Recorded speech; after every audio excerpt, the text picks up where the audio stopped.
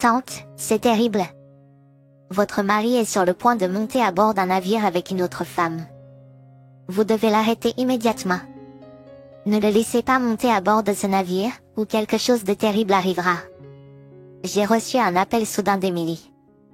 Curieuse de savoir de quoi il s'agissait, je lui ai répondu et j'ai entendu sa voix paniquer. Au début, je ne comprenais pas ce qui se passait, mais après un moment, j'ai soudainement me souvenir du pouvoir étrange d'Emily. Dès que l'appel s'est terminé, j'ai immédiatement envoyé un message à mon mari, Mark. Mais Mark a rejeté les paroles d'Emily en riant, en disant « Fais confiance à un jeu d'enfant. » Allez. Il ne l'a pas prise au sérieux. Si Mark allait réagir de cette façon, j'ai décidé de le laisser. Mais avec une autre femme? Ce que j'avais entendu, c'était qu'il allait sur un voyage d'affaires. Pourquoi aurait-il besoin d'aller avec une autre femme? Des questions et des doutes ont commencé à assombrir mon esprit. Est-ce une liaison? Si c'est le cas, je ne peux pas lui pardonner. J'ai décidé que je devais exposer complètement ce que Mark avait fait, me venger et le faire regretter. Avec cela à l'esprit, j'ai décidé de passer à l'action. Mon nom est Linda Smith, une femme au foyer dans la quarantaine. Je vis avec mon mari, Mark. Notre mariage n'est pas parfait, mais nous avons une vie raisonnablement bonne et Mark travaille un emploi décent, terminant chaque journée en tant que tel. C'est ainsi que je passe mes journées. Mark, en raison de son travail, est souvent absent de la maison. Apparemment, un nouvel employé avait récemment rejoint, et Mark passait beaucoup de temps à le former. En tant que personne responsable de la formation, Mark a dû jongler avec ses tâches régulières également, ce qui signifie que ses journées de travail sont devenues plus longues, et il rentrait souvent à la maison à minuit. Bien sûr, cela ne laissait pas de temps pour nous en tant que couple. Si cela continuait longtemps, il était naturel que notre relation en souffre. Un jour, je vis Mark se détendre dans le salon, apparemment ayant un jour de congé. Pensant que c'était une bonne occasion, j'ai décidé de faire un peu de temps pour nous en tant que couple. Mark, est-ce que tu as congé aujourd'hui? Pourquoi ne pas prendre des collations ensemble? J'ai quelques friandises délicieuses que quelqu'un m'a données. J'ai dit, avec l'intention que ce soit un petit geste gentil. J'ai toujours apprécié le travail acharné qu'il fait pour notre famille et notre vie ensemble, alors je pensais que ce pourrait être une agréable pause pour lui. Mais la réponse que j'ai obtenue de Mark était inattendue. Ah! À quoi cela sert-il? Je suis fatiguée de travailler tous les jours, et maintenant je dois aussi passer mon jour de congé pour toi. Ne puis-je pas simplement me détendre dans le salon sans être dérangée? Je ne le pensais pas de cette façon. J'ai juste pensé que ce serait agréable que tu te détendes plus, alors je t'ai appelé. Si cela était inutile, je m'excuse. À penser que je préférerais travailler plutôt que de passer du temps avec toi. Dorénavant, même si tu me vois dans la maison, ne me parle pas. Ce n'est rien d'autre qu'une gêne. Les mots de Mark m'ont rendu étourdi. Pourquoi ai-je dû être parlé de manière si brutale? Tout ce que j'ai fait, c'est essayer d'être prévenant envers lui. Certes, je pouvais être trop curieux. Mais méritais-je de tels mots durs? S'il avait simplement dit « Je ne suis pas d'humeur aujourd'hui, désolé », je me serais retiré silencieusement. Ces paroles injustes m'ont rendu en colère. Était-ce nécessaire de parler de manière si brutale? Je voulais juste que tu te détendes un peu. As-tu pensé à ce que je ressens, étant traité de manière si négligente? Je t'apprécie de travailler dur chaque jour pour nous fournir, mais cela ne signifie pas que tu peux me traiter de cette façon, je lui ai répondu peut-être un peu trop fort. Ah! Mark a répondu à mes mots avec une voix remplie de colère. Quoi? Vous réalisez ce que vous venez de dire? Vous me défiez, mon mari? Je travaille tous les jours pour vous, gagnant de l'argent, et c'est ainsi que vous me traitez? Pensez-vous que cette attitude est acceptable? Ces mots sont venus vers moi comme une mitrailleuse, et je n'ai pas pu répondre, tombant silencieux. Mark a pris cela comme une opportunité pour continuer avec des mots encore plus durs. Je pensais t'avoir épousé en vain. Tu n'étais pas particulièrement attirante, pas jeune, et même le ménage était mal fait et mal fait. Chaque fois que je rentrais à la maison, je devais soupirer devant les pièces poussiéreuses. En tant que femme au foyer, c'est pathétique de ne pas pouvoir faire même les tâches ménagères de base. Tu ne te sens pas désolée pour moi, travaillant comme un cheval tous les jours pour quelqu'un qui est juste un fardeau? Je suis désolée, mais... Pas de mais. Ne me désobéis plus. Tu es une femme, et une mauvaise à cela. Si tu me désobéis à nouveau, nous divorçons. J'étais initialement sans voix à cause de la douleur de ces mots. J'ai été accusée d'être négligent avec le ménage, mais je n'ai jamais eu l'intention de l'être. J'avais essayé de faire de mon mieux avec les tâches ménagères quotidiennes. Mais atteindre la perfection dans toutes les tâches ménagères chaque jour est impossible, même pour la femme au foyer la plus expérimentée. Et m'être dit que je manquais de jeunesse et de mignonnerie a été un choc énorme. Bien sûr, j'ai la quarantaine et je ne suis plus si jeune. Mais j'avais essayé d'être attrayant à ma manière. Peu importe à quel point j'ai essayé, mes efforts n'ont jamais semblé atteindre Marc. Cette réalisation a été douloureusement choquante. Peut-être que Marc ne m'aimait plus. Ces mots, me traitant de fardeau, pouvaient vraiment refléter ses pensées, et sa menace de divorce pouvait être sincère. Je ne voulais pas de divorce. Parce que je ne pouvais toujours pas abandonner mon amour pour Marc. Si possible, je voulais continuer en tant qu'homme et femme mariés. C'était mon souhait, bien qu'il soit faible. Donc, à partir de ce jour-là, j'ai essayé encore plus dur. Plus dur, j'ai essayé de regagner quelque chose de jeunesse et de me perfectionner dans mon ménage. Mes amis ont dit que j'essayais peut-être trop dur, mais j'ai pensé que seul cet effort pouvait atteindre Marc. Alors que je continuais à faire des efforts quotidiens, j'ai commencé à me sentir plus fatiguée, mais je n'ai pas arrêté. Je voulais être considérée comme attrayant par Marc à nouveau, de tout mon cœur. C'était ma motivation. Puis un jour, Marc m'a dit qu'il partait en voyage d'affaires. Il allait se rendre dans un endroit éloigné et il avait l'intention de prendre un ferry. Marc partant en voyage d'affaires était courant, alors je m'y étais habituée à me préparer. Comme d'habitude, je faisais sa valise et je le regardais partir pour le port. Idéalement, je l'aurais accompagné jusqu'au port, mais il ne le souhaitait pas pendant ses voyages d'affaires, alors je me suis contentée de lui souhaiter bon voyage depuis la maison. Je me demandais si Marc était arrivé au port. Environ 30 minutes avant le départ du ferry, j'ai terminé mes corvées et j'ai décidé de faire une pause. C'est à ce moment-là que j'ai remarqué une série d'appels manqués sur mon téléphone.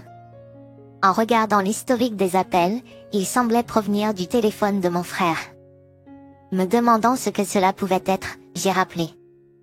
Bientôt, j'ai entendu la voix d'Émilie, la nièce de l'autre côté, qui sonnait très anxieuse. « Qu'est-ce qui ne va pas, Émilie ?» Puis Émilie a dit quelque chose de choquant qui allait changer mon destin. « Votre mari Marc monte à bord d'un bateau avec une autre femme. Empêchez-le de monter à bord maintenant, votre mari Marc monte à bord d'un bateau avec une autre femme.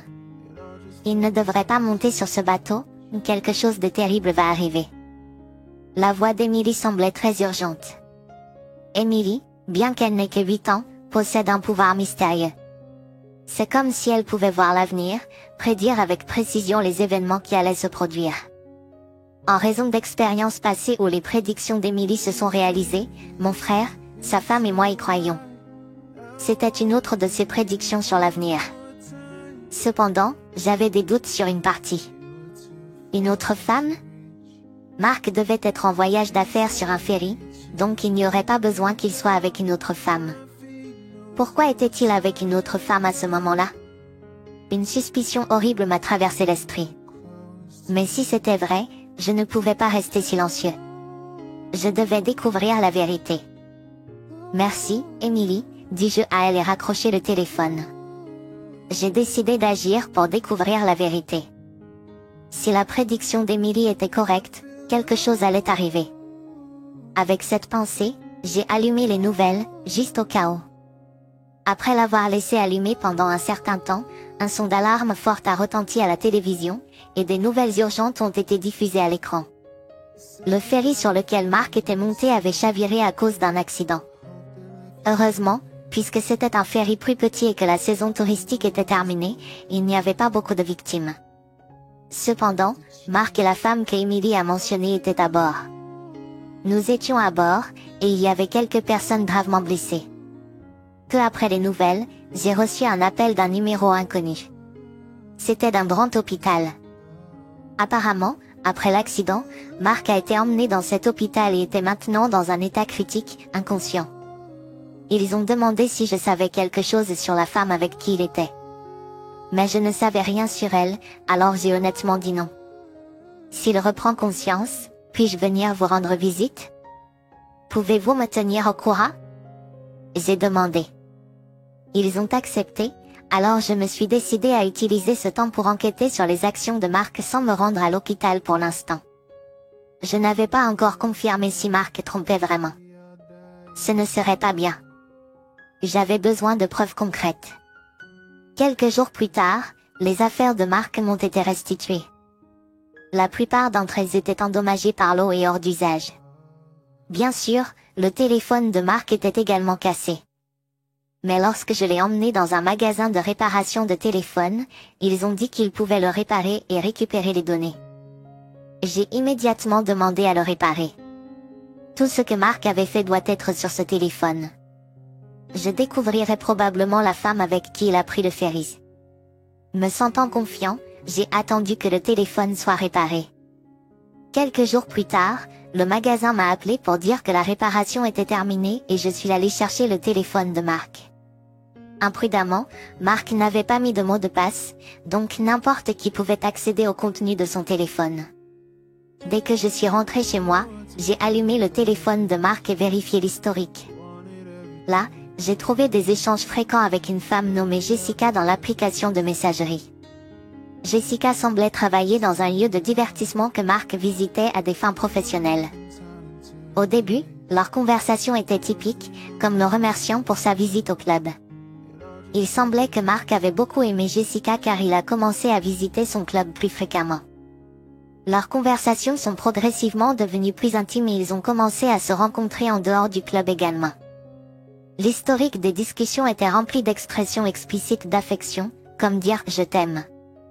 Une analyse plus poussée a révélé que les absences fréquentes de Mark à la maison, prétendument dues au travail, étaient en fait consacrées à passer du temps avec Jessica.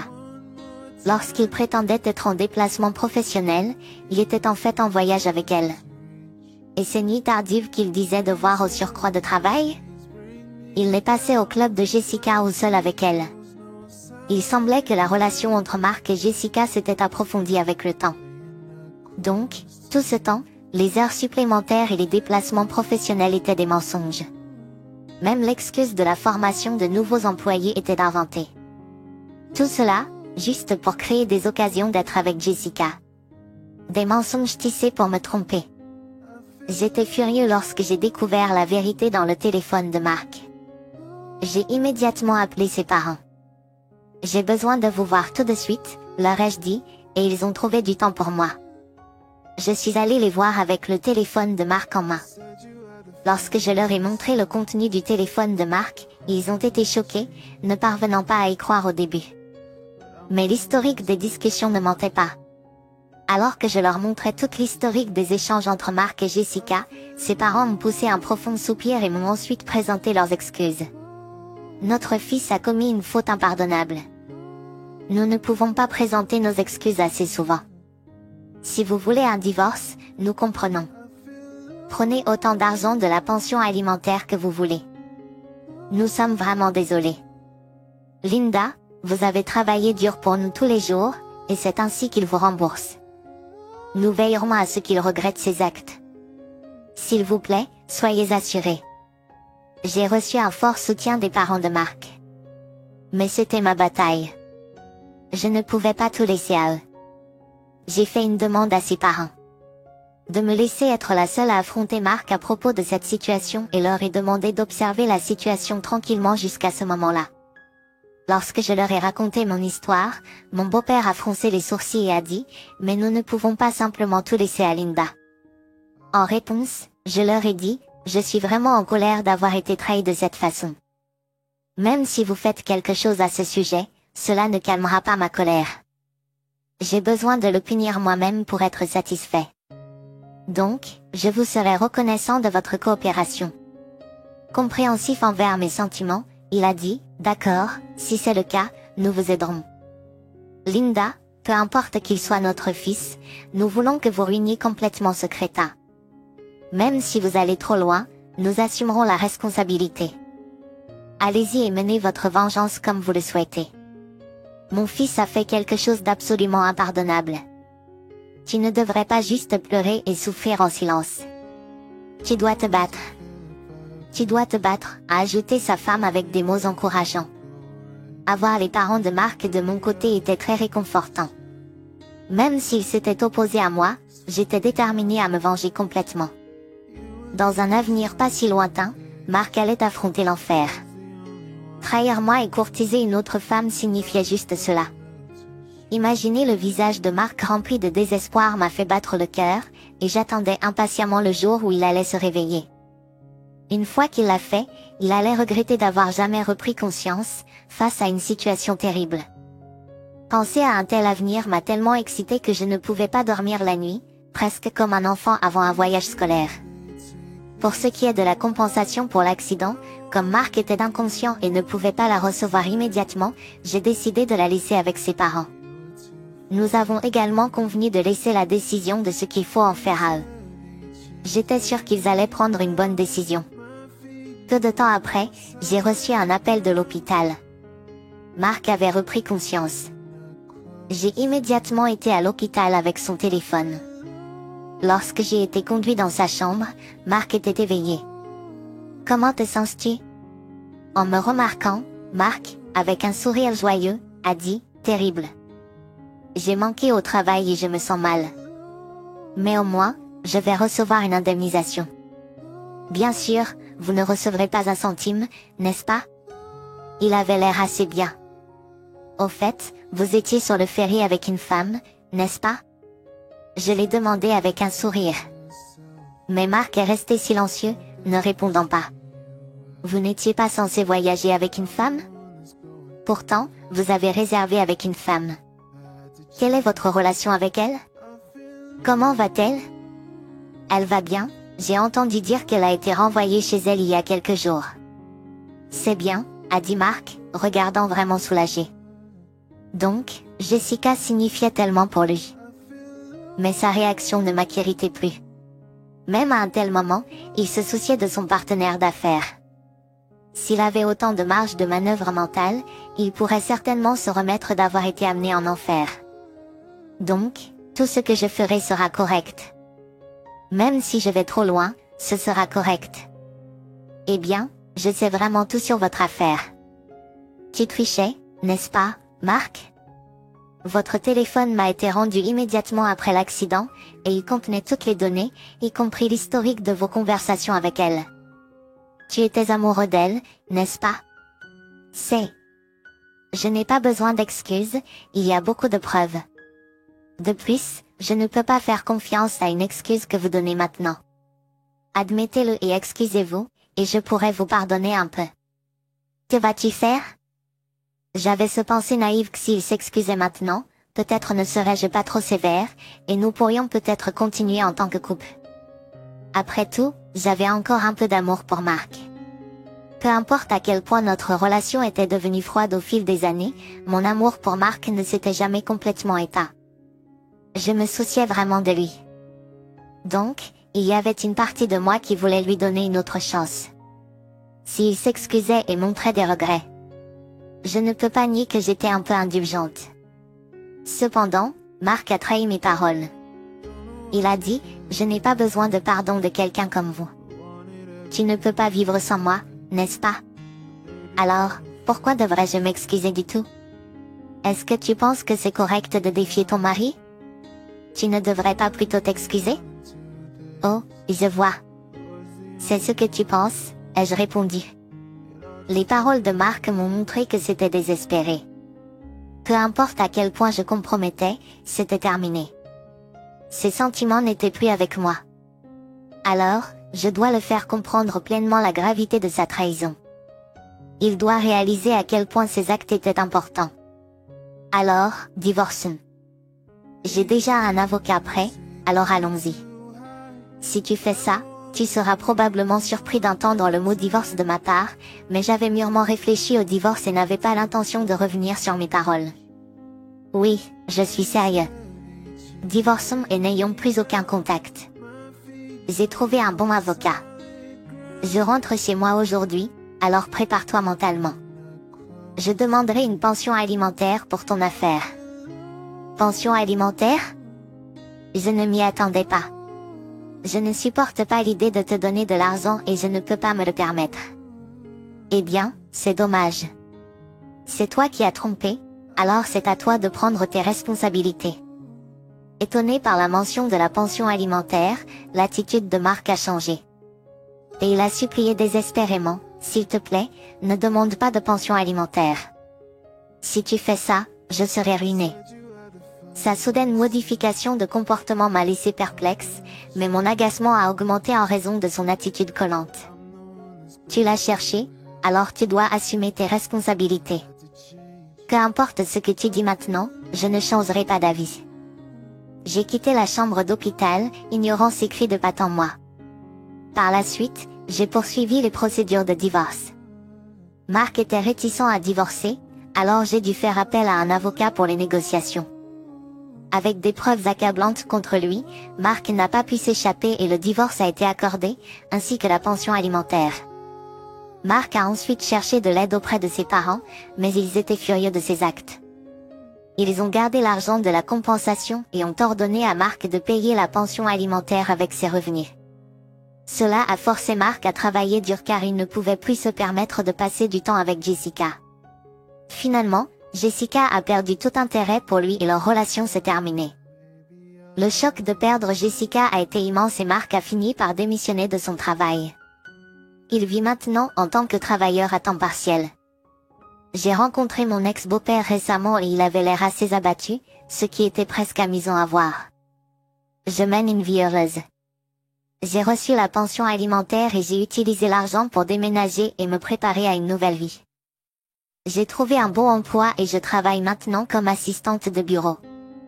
Toute l'épreuve avec Mark était stressante et difficile. Il pourrait y avoir des défis à venir, mais je suis déterminée à les affronter avec force et persévérance. Je suis vraiment reconnaissant envers Emily pour ses conseils, sans lesquels je ne me serais peut-être jamais rendu compte de sa trahison.